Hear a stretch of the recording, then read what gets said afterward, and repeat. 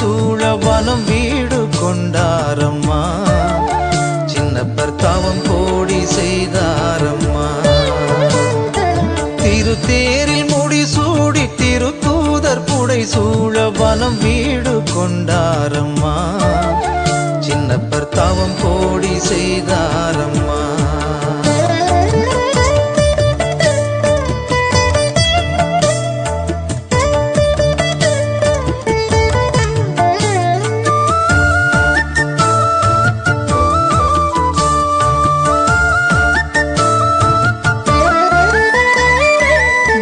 நகர திருவிளக்காய் எழில் தேசம் எகிப்துதனில் செல்வராய் பிறந்தாரம்மா.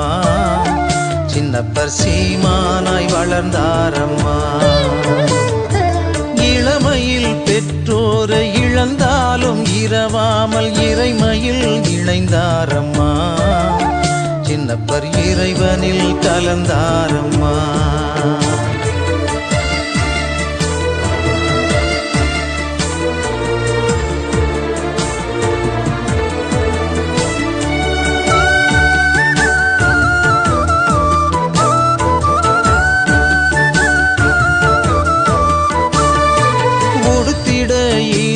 இலை உண்டிட ஈச்சங்கனி உறங்கிட குகைதானம்மா.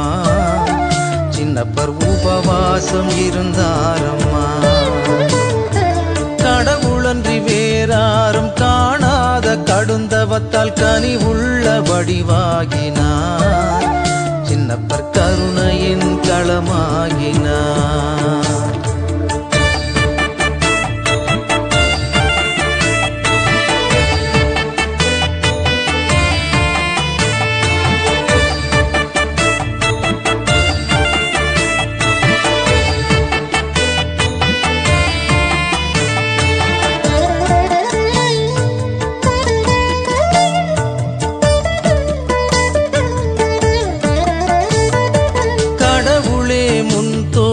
அந்தோணியார் கனவில் உலகறிய செய்வாய் என்றார்.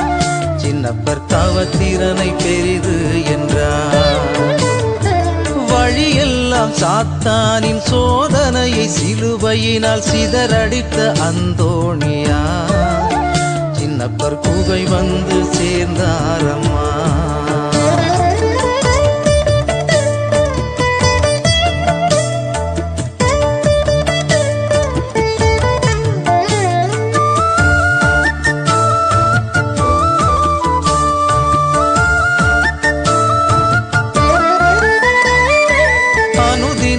அரை அப்பம் காக்கையிடம் கொடுத்தனுப்பி பசியார வைத்தாரம்மா. சின்னப்பர் எலியாசை போலாகினார். ஓநாயின் துணையோடு குகை வாசல் தனில் அமர்ந்து அந்தோணியார் கண்டிட சின்னப்பர் அனுமதி மறுத்தாரம்மா.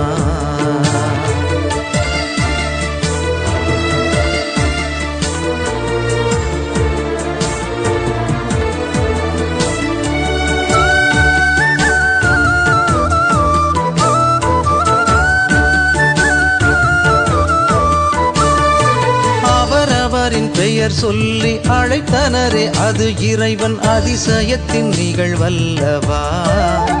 சின்னப்பர் அறவழியின் அரணல்லவா. அன்றாடம் அரை அப்பம் அன்று மட்டும் ஒரு அப்பம் அந்தோணி